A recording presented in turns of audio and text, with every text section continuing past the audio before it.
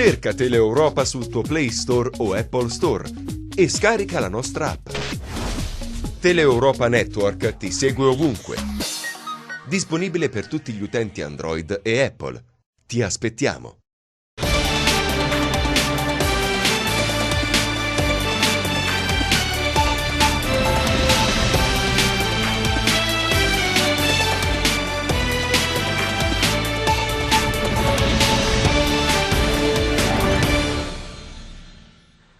Buon pomeriggio, benvenuti a un nuovo appuntamento con Linea Rovente. Oggi ci occupiamo di università, ci occupiamo di corsi di studio, ma soprattutto ci occupiamo di una grande novità presentata proprio qualche tempo fa all'interno dell'Università della Calabria. Andiamo tutti a lezione di intelligence, beh magari proprio tutti no, perché bisogna avere dei requisiti specifici, ma lo facciamo entrando nello specifico proprio con il professor Mario Caligiuri che ha accettato il nostro invito. Benvenuto professore. Grazie per essere qui con noi.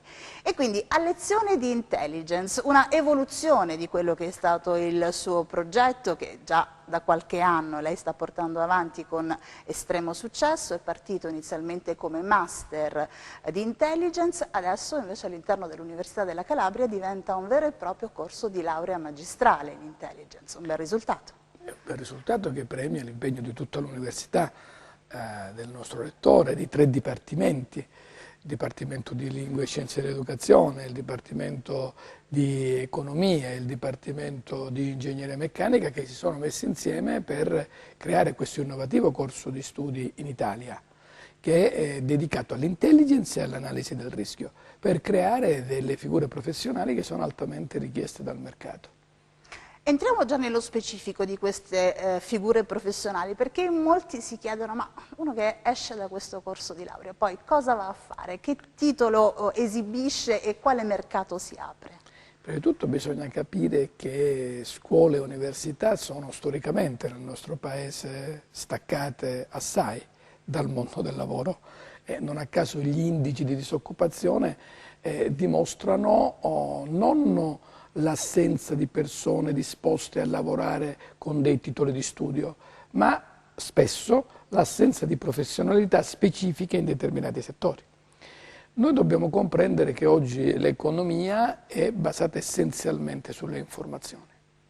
Pensiamo per esempio che oltre metà della popolazione mondiale già è collegata su internet, che nel 2020, che è dopodomani, saranno collegati in rete più di 20 miliardi di dispositivi, 4 volte la popolazione mondiale. In un quadro del genere noi siamo sommersi totalmente dall'informazione, che chiederanno agli Stati di effettuare 2 distinte politiche per i propri cittadini, una per i cittadini fisici e l'altra per i cittadini online, perché ciascuno di noi ha più identità online e le persone virtuali superano le persone fisiche. E oggi se dovessimo individuare la nazione più numerosa del mondo, non dovremmo riferirci né alla Cina né all'India, ma a Facebook, che è popolata da 2 miliardi di persone, tra le quali tanti di noi. E allora in una circostanza di questo tipo, andare a selezionare le informazioni diventa straordinariamente rilevante. Perché ritengo che noi oggi non viviamo nella società dell'informazione, ma nel suo esatto opposto, nella società della disinformazione permanente e intenzionale. Bombardati come siamo da informazione, abbiamo la necessità di selezionare quelle rilevanti. Ecco, l'intelligence serve a questo, individuare le informazioni rilevanti. Bisogna appunto specificare cosa intendiamo quindi per intelligence, perché in automatico si va sempre a creare il binomio intelligence, CIA, spie, quindi è proprio forse una deformazione dovuta anche dal piccolo e dal grande schermo. Esatto, bisogna chiarire cos'è l'intelligence. Prima di tutto l'intelligence non è una brutta parola, ma è un metodo di trattazione delle informazioni che utilizziamo tutti. L'intelligence serve a ciascuno di noi per sopravvivere in questa che è la società vera della disinformazione, nella quale noi siamo immersi. Diceva Marshall McLuhan che quello di cui i pesci non sanno assolutamente nulla è l'acqua. Noi siamo totalmente immersi nella disinformazione e non ce ne rendiamo conto. Siamo inseriti in un tipo di realtà dove la verità sta da una parte e la percezione pubblica della verità esattamente dall'altra. Allora abbiamo necessità di orientarci e l'intelligence aiuta in questa direzione per comprendere la realtà. E la realtà è fatta di parole, perché le parole creano le idee, la nostra visione del mondo. E l'intelligence ci aiuta a capire quali sono le parole giuste per capire il tempo che viviamo. In secondo luogo l'intelligence serve alle aziende, perché è attraverso le informazioni che si può cercare di reggere l'urto della globalizzazione, dove dove non ci sono paesi amici e alleati, sono tutti concorrenti, siamo tutti concorrenti. E infine serve agli Stati per garantire il benessere e la sicurezza nazionale. Quindi la natura dell'intelligence non è una natura segreta, ma è una natura culturale, perché oggi, dal mio punto di vista, la grande emergenza democratica ed educativa è la disinformazione. Possiamo respingere la disinformazione, cercare di attenuare la disinformazione con la comprensione delle parole e la selezione delle informazioni rilevanti. Per noi questo è l'intelligence.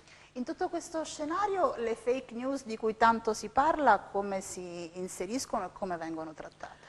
Dal mio punto di vista tutto il sistema dell'informazione è fake news, tutto. Perché la manipolazione delle informazioni è un dato strutturale del sistema mediatico. Chiunque comunica inevitabilmente deforma. E manipola. E manipola, ma è insito nel processo, è strutturale nel processo. Allora noi parliamo di fake news, parliamo di un segmento minimo di un fenomeno che invece è generale, come ho cercato di descrivere.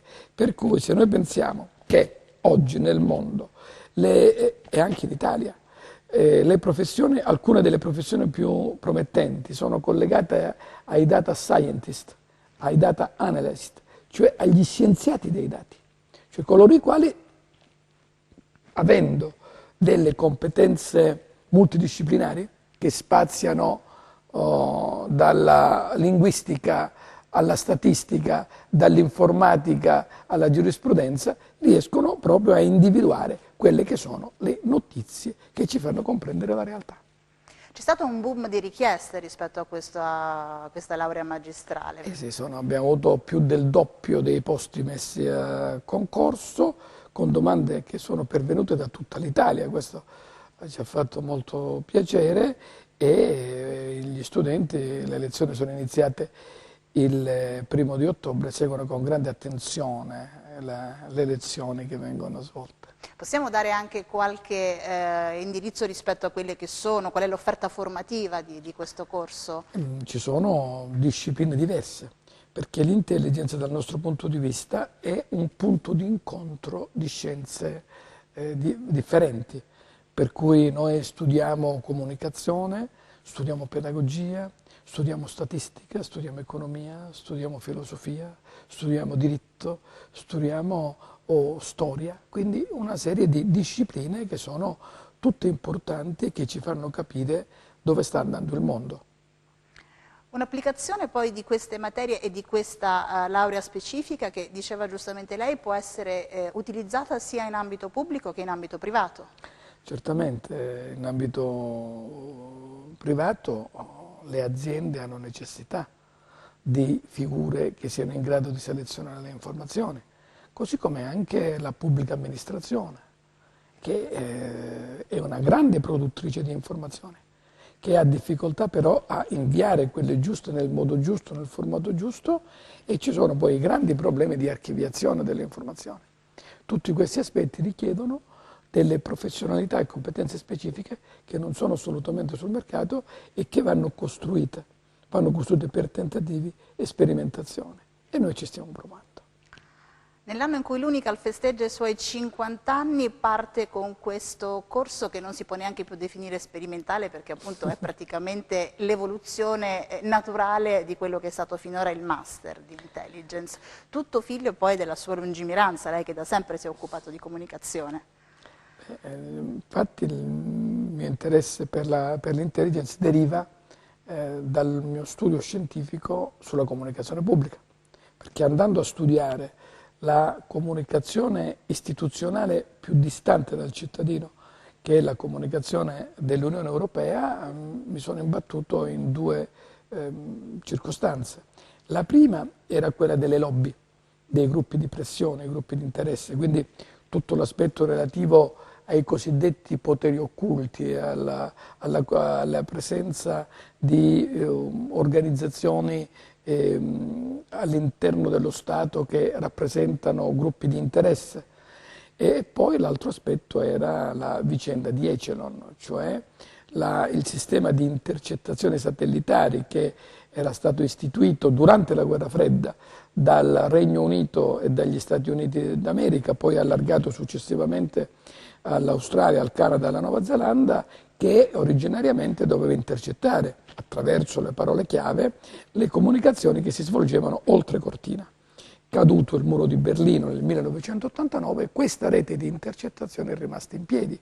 È stata però convertita allo spionaggio economico per favorire le aziende dei paesi che facevano parte della rete di Echelon contro tutti gli altri.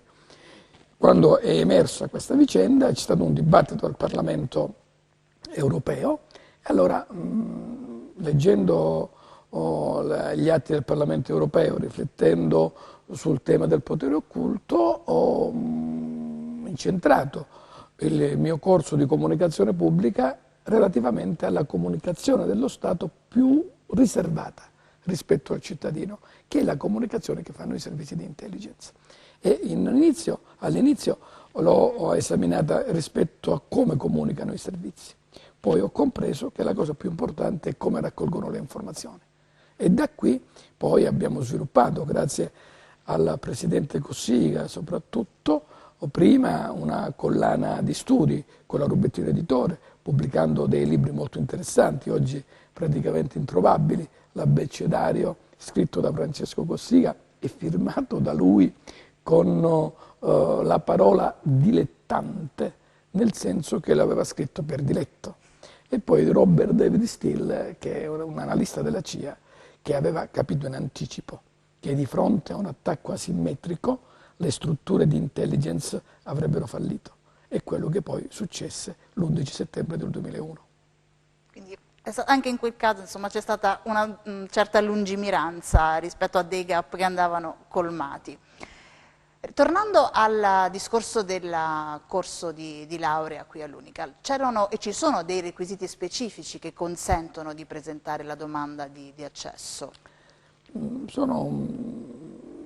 genere noi chiediamo determinate lauree, però attraverso l'analisi del percorso di studi dei singoli studenti c'è la possibilità di poter far accedere i laureati in quasi tutte le discipline.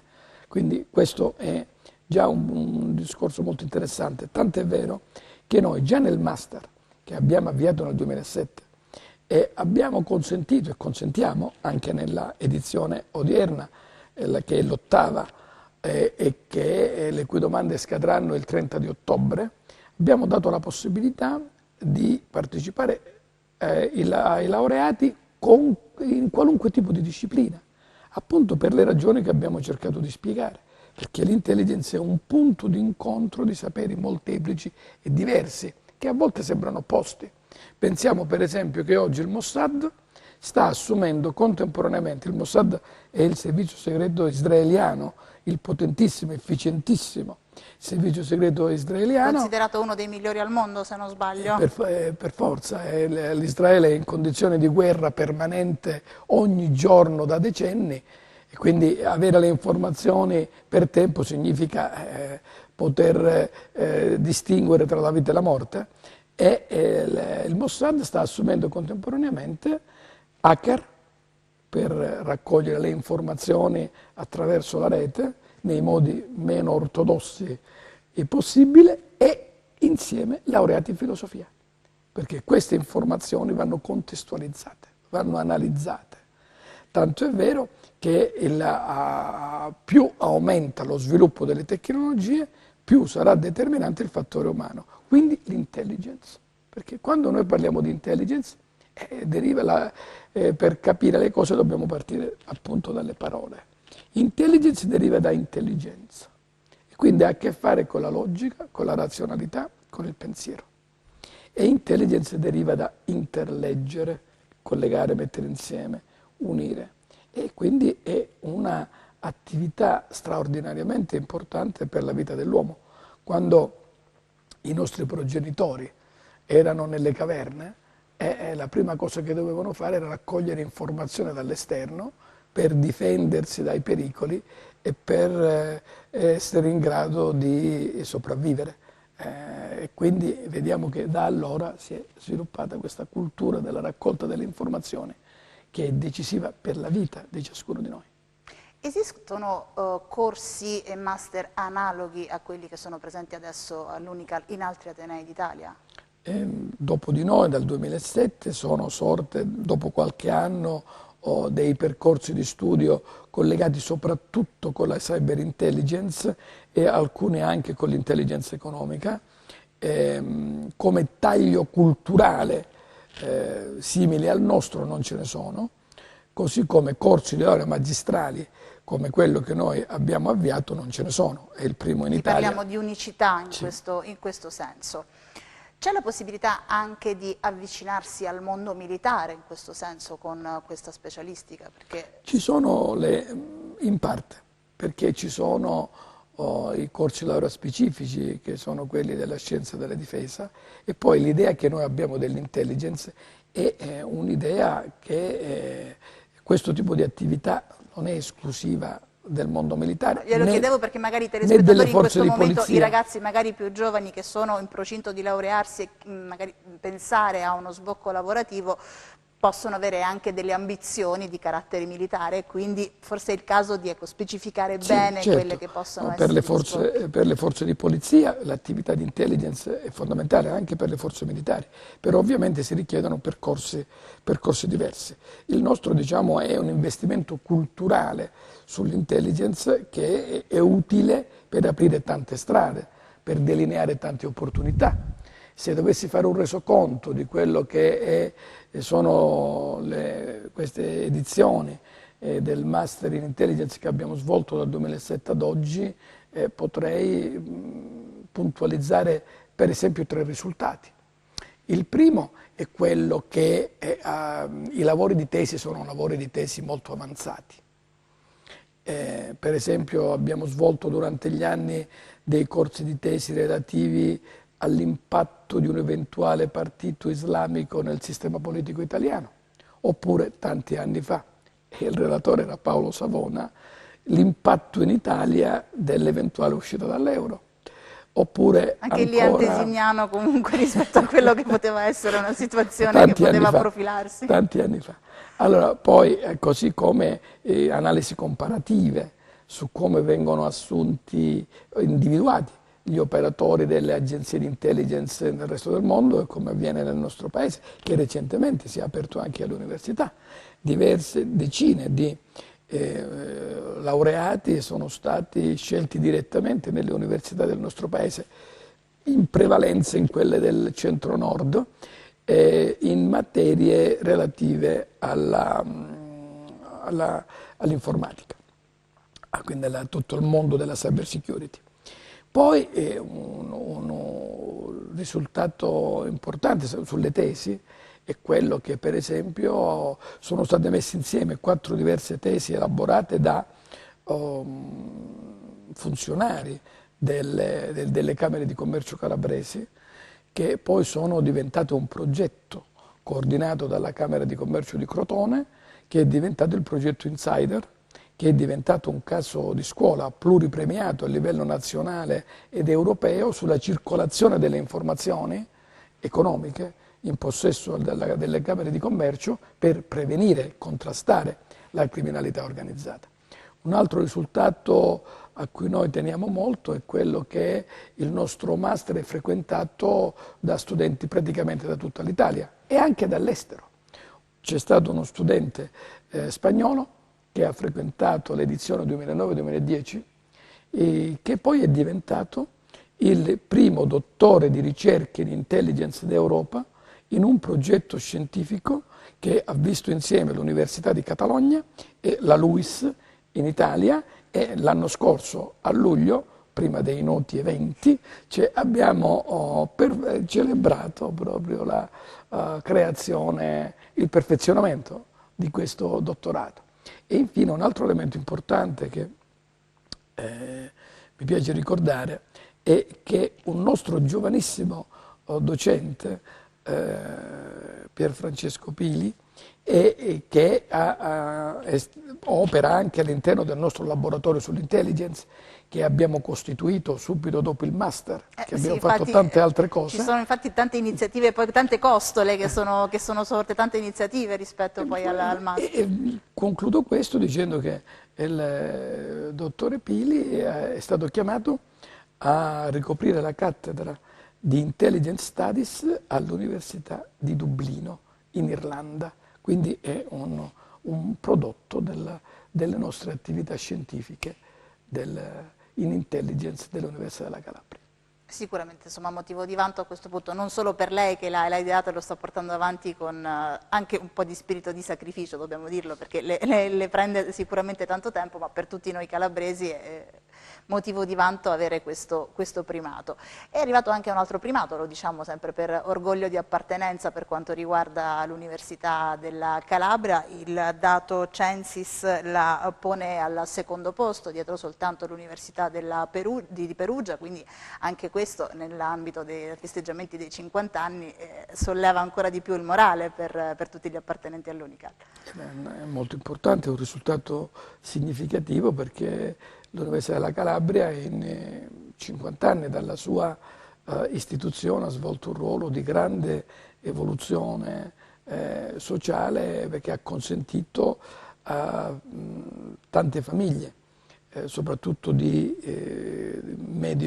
un reddito non elevato, di poter fare conseguire ai propri figli i massimi gradi negli studi, e questa non è una cosa da poco. Ora dobbiamo aggiornare il ruolo, la funzione dell'Università della Calabria tenendo conto di quelle che sono le nuove sfide rappresentate dal decremento demografico, che investe pesantemente tutta l'Italia, tutto il sud e la nostra regione. C'è uno studio del professore De Bartolo che dice che nel 2060 in Calabria saremo 1,5 milioni, quindi questo avrà ripercussioni a tutti i livelli, quindi anche nelle scuole, quindi anche nelle università. L'altra sfida è quella telematica, delle università telematiche. In America si stima che nei prossimi anni sopravviveranno solo le università più prestigiose, che tra l'altro stanno investendo pesantemente sulle tecnologie digitali, e l'altra sfida è quella dell'intelligenza artificiale, perché l'intelligenza artificiale modificherà profondamente tutte le professioni, tutte, a cominciare da quelle intellettuali. Sarà uno tsunami senza precedenti, per cui tutto il mondo scolastico, tutto il mondo universitario, un po' in tutto il mondo, rischia di formare delle professioni che sono già morte. Come Quindi, si può sopravvivere a questo secondo lei? Quale può essere la chiave di volta? Cercando di capire, prima di tutto di essere consapevole di quello che sta arrivando, perché sta arrivando uno sconvolgimento senza precedenti, e cercare di organizzare la scuola e l'università verso professioni che ancora non sono state inventate. C'è uno studio del Dipartimento del Lavoro americano che ritiene che coloro i quali si iscrivono adesso alle scuole elementari, quando termineranno gli studi, assolveranno a un lavoro che al 65% ancora non è stato inventato. Quindi si tratta di esplorare. Se noi vogliamo seguire le strade già percorse, non andiamo da nessuna parte. Se invece vogliamo investire sul nuovo, sull'inedito, sull'imprevisto, sull'inconsueto, ci sono praterie.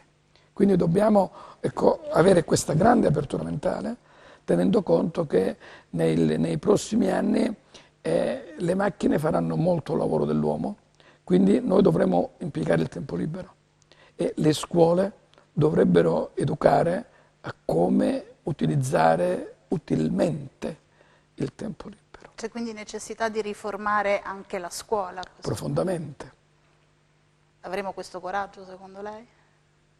È difficile, ma ci dobbiamo provare. Mi lascia un attimo perplessa perché ho un figlio che frequenta le scuole elementari e quindi mi viene da pensare cosa farà da grande. Magari senti dire voglio fare l'avvocato piuttosto che il medico. No, probabilmente farà un lavoro che ancora non è stato inventato. Ci fermiamo per un attimo di pubblicità riflettendo su quello che sarà il domani dei nostri figli. Voi restate con noi e ritorniamo subito dopo ancora col professore Caligiuri.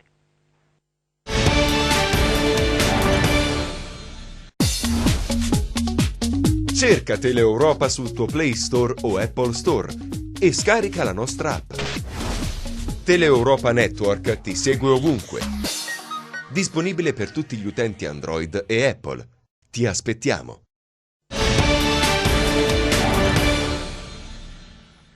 Bentornati in diretta, seconda parte della nostra linea rovente. Oggi stiamo parlando di intelligence, quindi da un corso di laurea magistrale al master, che è quello che ha dato vita poi a tutto questo grande progetto che si è concretizzato davvero con grandissimi risultati molto soddisfacenti, soprattutto per il professor Mario Caligiuri, che è già direttore di questo master. Sono passati praticamente quanti anni ormai? Abbiamo istituito nel 2007 e già nel primo anno avevamo dei docenti di grande livello.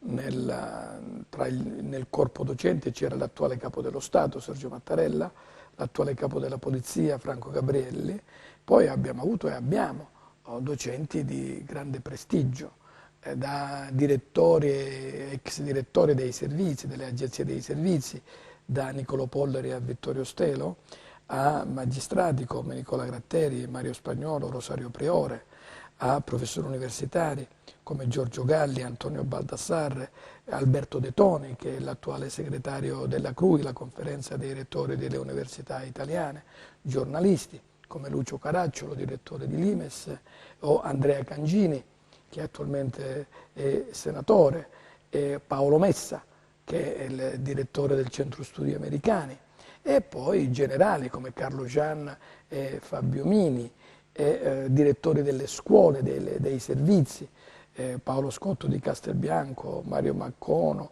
Maurizio Navarra, e operatori della sicurezza di grandi multinazionali come Alfio Rapisarda dell'ENI oppure Alberto Accardi dell'Enel.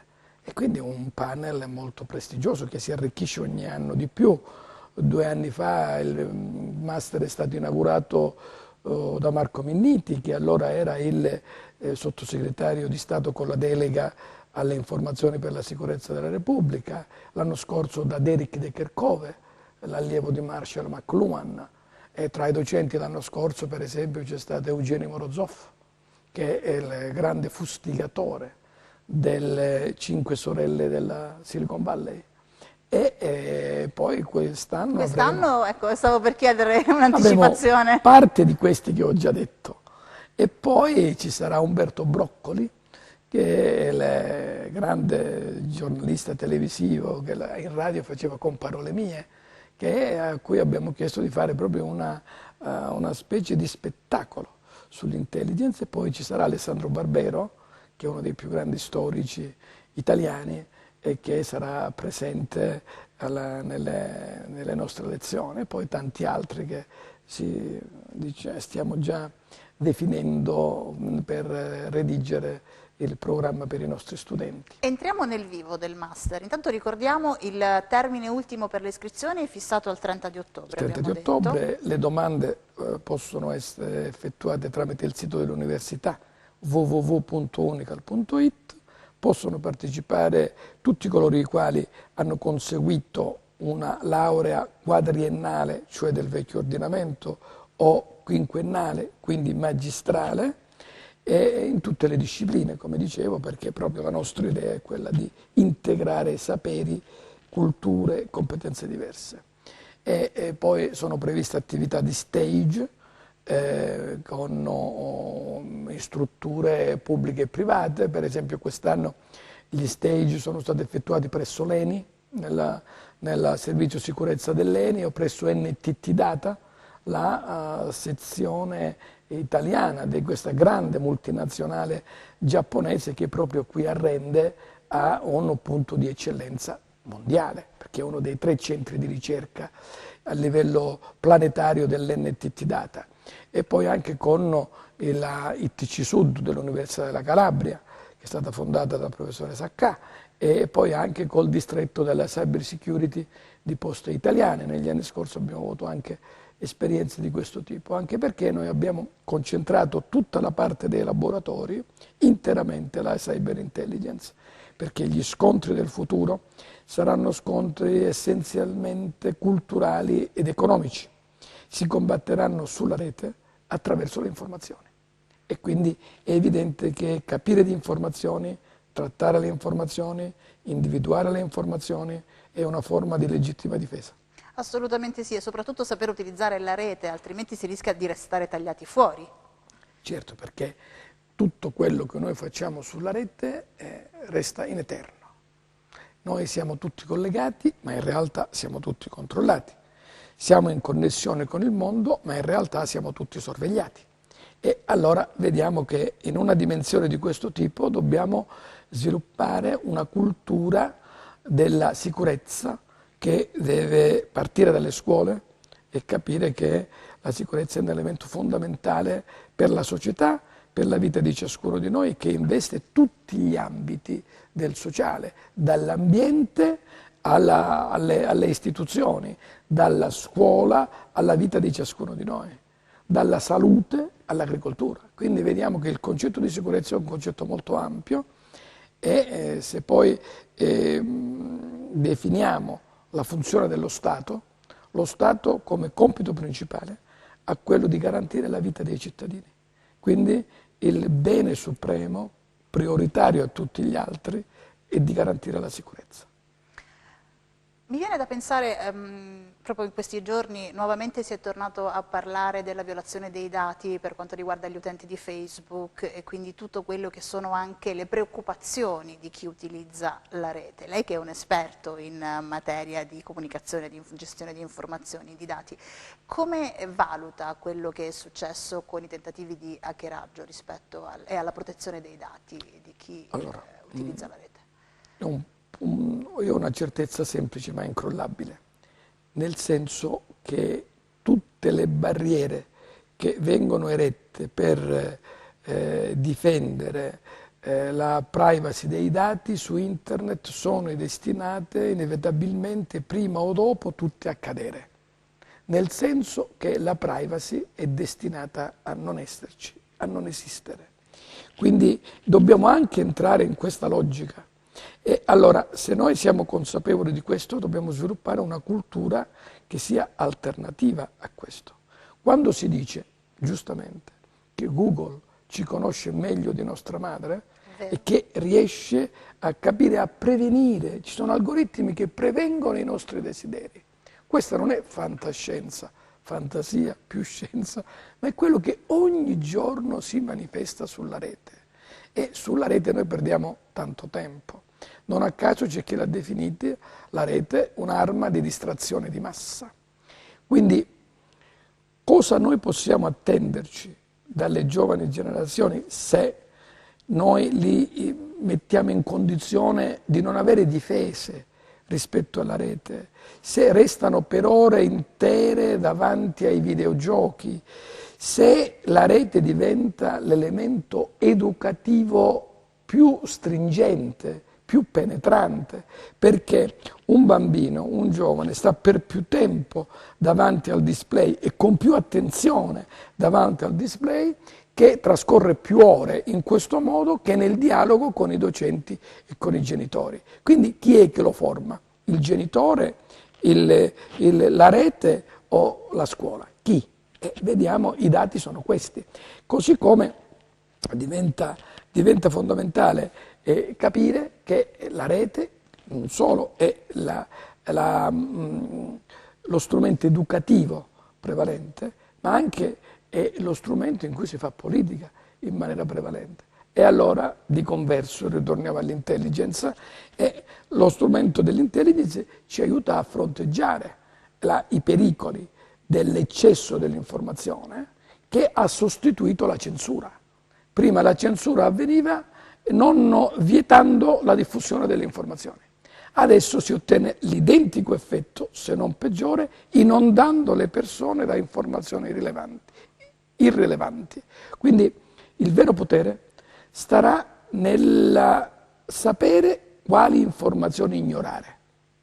Mi viene da chiederle se è possibile partecipare anche solo come uditori a determinate lezioni del master, proprio perché magari molta gente potrebbe avere interesse ad approfondire determinati argomenti. Sono gli argomenti del presente, non del futuro. Di estrema attualità. Sono argomenti che determinano, condizionano le nostre vite, perché nessuno sa con precisione dove stiamo andando con così tanta fretta. Non lo sa nessuno, nessun governante.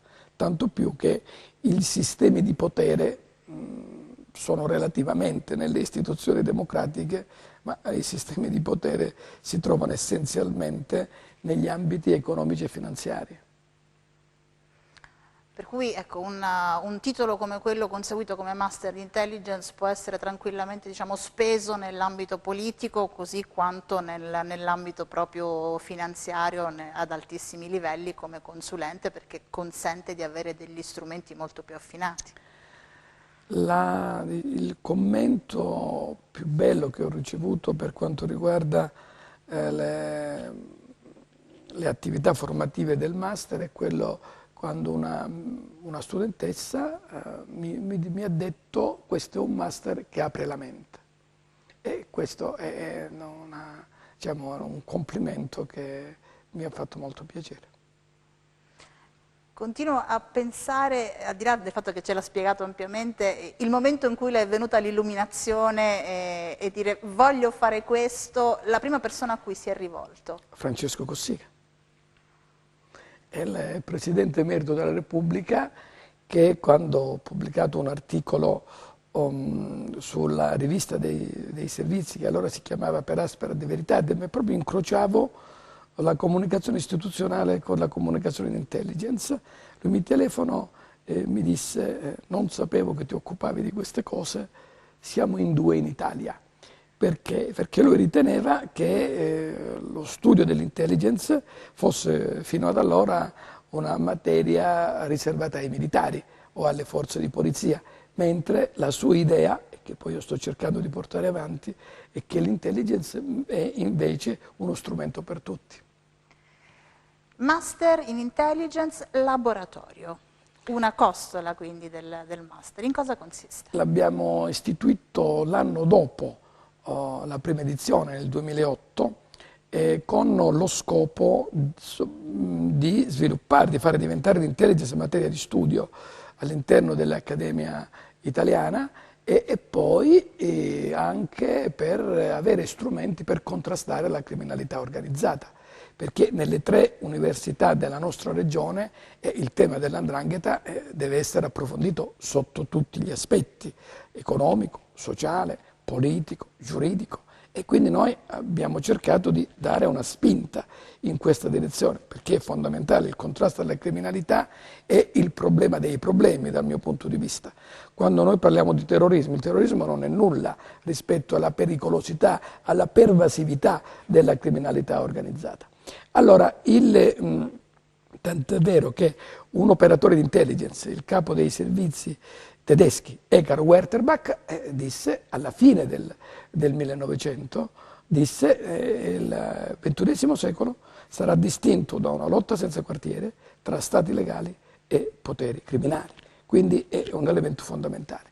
Dopodiché noi all'interno del laboratorio abbiamo sviluppato tutta una serie di attività. Per esempio abbiamo approfondito i temi dell'energia nucleare, oppure abbiamo promosso una collana editoriale con la Rubettina, una delle più importanti case editrici italiane, che ha sdoganato dal punto di vista culturale ed editoriale il tema dell'intelligence nel nostro paese, così come lo ha fatto in precedenza con il pensiero liberale austriaco.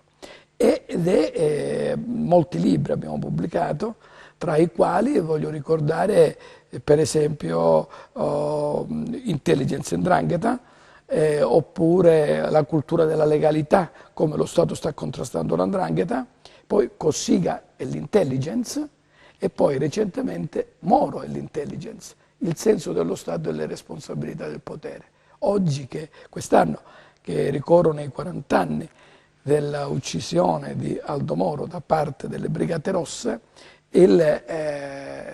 tutti sanno per esempio che l'attenzione di Cossiga verso il mondo dell'intelligence, però pochi conoscono che il maestro di Cossiga sull'intelligence era stato proprio Aldo Moro.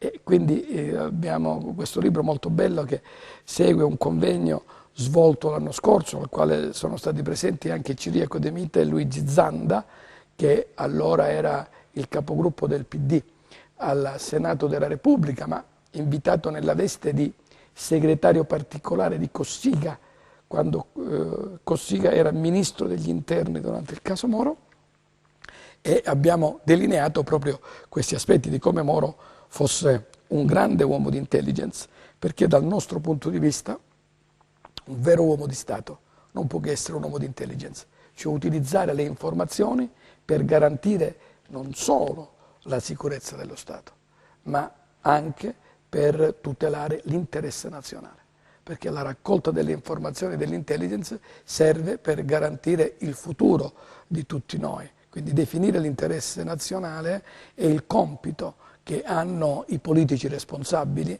che non si affidano al sondaggio e poi fanno la dichiarazione successivamente, ma che hanno una visione di lunga durata. Questi sopravvivono, gli altri poco o molto non sono destinati a durare, per un fatto normale.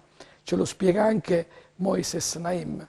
Moises Naim, che è un grande intellettuale venezuelano, ha scritto un libro che si chiama La fine del potere, in cui ci spiega che oggi la trasformazione più grande che sta vivendo il mondo è la trasformazione del potere. E dice: oggi il potere è più facile conquistarlo, ma è ancora più facile perderlo ed è ancora più difficile mantenerlo. Io la ascolterei per ore senza interromperla, senza farle delle domande, perché a volte potrebbero anche apparire fuori luogo proprio per la profondità anche dei concetti e dei grandi richiami che lei fa. Ha parlato di grandi statisti in confronto dei quali bisogna soltanto togliersi il cappello, ma mi veniva in mente anche insomma, una frase altrettanto famosa di chi disse che il potere logora chi non ce l'ha, e in alcune situazioni lo stiamo assolutamente vivendo sulla nostra pelle. Gli dedicheremo un convegno a Andreotti e l'intelligence probabilmente il prossimo anno, che sono i 100 anni della nascita di Giulio Andreotti. Organizzeremo un convegno Andreotti e l'intelligence. Perché anche lì, insomma, Andreotti ha svolto un ruolo non indifferente, immagino, qualcosa mi pare che l'abbia fatta. No? In molti dicono che con la sua morte abbia portato via molti segreti che riguardano l'Italia. È così, secondo lei? Andreotti è stato sottosegretario alla presidenza con De Gasperi negli anni 40, poi è stato per tanto tempo ministro della difesa, è stato presidente del Consiglio tante volte, quindi è un uomo che ha avuto a che fare con l'intelligence, e i rapporti con l'intelligence li affronteremo in un convegno scientifico che organizzeremo presso la nostra università. Non riesco a farlo sbottonare in nessun modo, insomma, non riesco ad avere nessun'altra chicca. Tornando a parlare però del master, perché poi ovvio è piacevolissimo divagare naturalmente e ascoltare insomma le sue, che sono delle vere e proprie lezioni, quindi oggi è un privilegio il nostro averla qui con noi. C'è un numero chiuso per quanto riguarda la presenza e quindi le iscrizioni al master? Al master noi abbiamo numeri limitati, massimo 30, mentre per il corso di laurea massimo 20, perché si può lavorare meglio quando abbiamo numeri ridotti, l'attività formativa è senz'altro più efficace. Ma c'è possibilità che in un prossimo futuro questi numeri possano essere aumentati, ingranditi quantomeno per il corso di laurea, o resteremo sempre in questo range? Verifichiamo, siamo alla prima edizione del corso di laurea, siamo al primo anno accademico, poi il cammino... Era una speranza per quanti insomma hanno presentato la domanda, visto anche il numeroso... Dice quel grande poeta, il cammino si fa con l'andare. Sempre molto, molto diplomatico. Dicevamo appunto grande offerta formativa anche per quanto riguarda il master. Che durata ha il master? Il master inizierà il 24 di novembre, le lezioni si terranno tutti i sabato fino all'11 di maggio. ci sono previste ogni 2 o 3 lezioni delle prove di verifica, è possibile seguire le lezioni via streaming, quasi tutte, è prevista l'attività di laboratorio, sono 5 giornate consecutive nella prima settimana di luglio, poi c'è l'attività di stage, c'è l'attività di formazione e-learning online e poi dopo c'è la prova di tesi che noi quest'anno faremo il 20 di dicembre e le tesi discusse l'anno scorso stanno per diventare un volume che sarà pubblicato entro quest'anno, le tesi in sintesi, un volume che si chiamerà Studi di Intelligence 2018 che raccoglierà proprio il sunto dei vari lavori di tesi appunto per dimostrare come l'intelligence sia un punto di incontro di tante discipline ma che affronta temi disparati. Per esempio nei lavori di tesi ci sono delle analisi che riguardano il rapporto tra attentati terroristici e flussi turistici nelle varie destinazioni del mondo, tutto ovviamente alla chiave dell'intelligence, oppure che rapporto c'è tra intelligence e sport. E quindi temi di questo tipo sono argomenti delle nostre tesi. Sono domande che magari qualcuno potrebbe anche mai pensare di porsi e invece hanno delle strette analogie. Sono fondamentali, se noi pensiamo per esempio intelligence e sport, pensiamo a quello che è successo a Monaco nel 1972 con i terroristi palestinesi di Settembre Nero che uccidono gli atleti israeliani, e quella è un'operazione di intelligence. E poi, e il film Monaco lo dimostra, e Munich è la reazione del Mossad a questi attentati. Ripeto, quando sentiamo parlare di intelligence, ora stiamo entrando magari appunto nell'area proprio specifica per quanto riguarda il terrorismo, e da qualche anno a questa parte, quando è venuto fuori il fenomeno dell'ISIS e tutto il resto, che si avverte in maniera maggiore la minaccia del terrorismo. Le Torri Gemelle e tutto il resto hanno fatto avvertire in maniera più presente, più pressante la possibile minaccia che può essere dietro l'angolo. Esatto.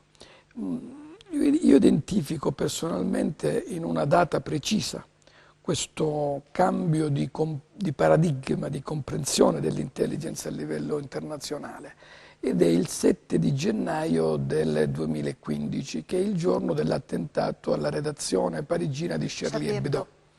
Da quel giorno, e non trascorre ora, che le televisioni oppure i giornali non citino la parola magica intelligence come un'arma segreta, quasi un'arma segreta delle democrazie per contrastare il terrore. Quindi c'è questo cambio di passo da luogo oscuro dello Stato, da ambito dell'indicibile, da Stato nello Stato, da governo invisibile, si trasforma invece in un elemento di stabilità della democrazia. In secondo luogo, l'intelligence non viene utilizzata più per prevedere, ma di fronte alla complessità odierna, di fronte all'eccesso dell'informazione, all'eccesso intenzionale di informazioni, è fondamentale interpretare prima di prevedere. E in terzo luogo, l'intelligence non è uno strumento esoterico per pochi intimi, magari per le forze di polizia o per gli operatori di intelligence, ma invece, come abbiamo cercato di dire, uno strumento per tutti. Soprattutto credo che si sia avuta la contezza di non essere immuni da attacchi terroristici, perché mentre l'Italia purtroppo ha sempre convissuto con la criminalità organizzata o negli anni di piombo con le Brigate Rosse, che purtroppo viveva quasi come un dato di fatto, nella vicinanza dell'attentato a Charlie Hebdo e poi anche con il Belgio piuttosto che con la Germania, quindi quando comunque era ai nostri confini la presenza del terrorismo, anche il nostro governo e noi stessi ci siamo resi conto di non essere immuni da possibili attacchi. Certo. Quindi è entrato anche nel nostro DNA la parola intelligence e la necessità di sentirci vicini a chi è deputato a dover fare delle operazioni quantomeno di sorveglianza. Esatto, non a caso all'interno del laboratorio sull'intelligence, il cui primo presidente onorario era stato ovviamente Francesco Cossiga e attualmente è stato nominato Carlo Mosca, grande prefetto italiano. Nell'ambito dell'osservatorio, che sta sviluppando tutta una serie di attività, nell'ambito del laboratorio, abbiamo creato dei comitati e degli osservatori. I primi che sono partiti sono due. Il primo è l'osservatorio sul fondamentalismo islamico, che è presieduto da Sergio Piazza e che proprio la settimana scorsa ha avuto un'audizione al Bundestag, al Parlamento tedesco. Stiamo creando delle relazioni con centri studi tedeschi per quanto riguarda lo studio di questi fenomeni. E poi un altro osservatorio che è nato è quello sul contrasto all''ndrangheta, alla criminalità organizzata a livello planetario attraverso le tecniche di intelligence, che è presieduto dal giornalista Antonio Nicaso, che insieme con Nicola Gratteri è autore di libri di grande successo. Posso farle due domande in una che potrebbero essere anche forse spigolose? È vero che a livello di intelligence italiana e anche purtroppo a livello di 'ndrangheta noi abbiamo i primati come migliori strutture esistenti? No, questo non saprei. Quello che posso dire è che la intelligence è uno strumento fondamentale per contrastare la criminalità organizzata, perché è in quel livello che si può contrastare ad armi pari il nemico mortale della democrazia, che è rappresentato dalla malapianta della criminalità organizzata, che è nemica di tutti, chiunque governi. Ed è proprio su questo che si misura la capacità democratica di uno Stato, quello di reagire, di rispondere alla pervasività della criminalità organizzata. Professor Caligiuri, il tempo a nostra disposizione, mi spiace doverlo dire, ma è terminato. Io avrei chiacchierato con lei ancora per tantissimo tempo. Grazie ancora per essere stato qui con noi. Ricordiamo quindi al volo, 30 ottobre, termine di presentazione per la domanda nel Master in Intelligence, tutte le lauree possono partecipare. Perfetto. Grazie ancora, grazie a voi per averci preferito anche quest'oggi. Io come sempre vi auguro un buon proseguimento di giornata e vi lascio in compagnia dei programmi della rete. Alla prossima.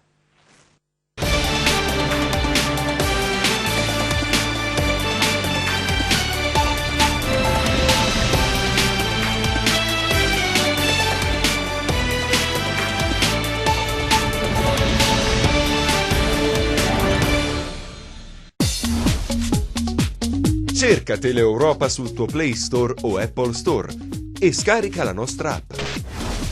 Teleeuropa Network ti segue ovunque. Disponibile per tutti gli utenti Android e Apple. Ti aspettiamo!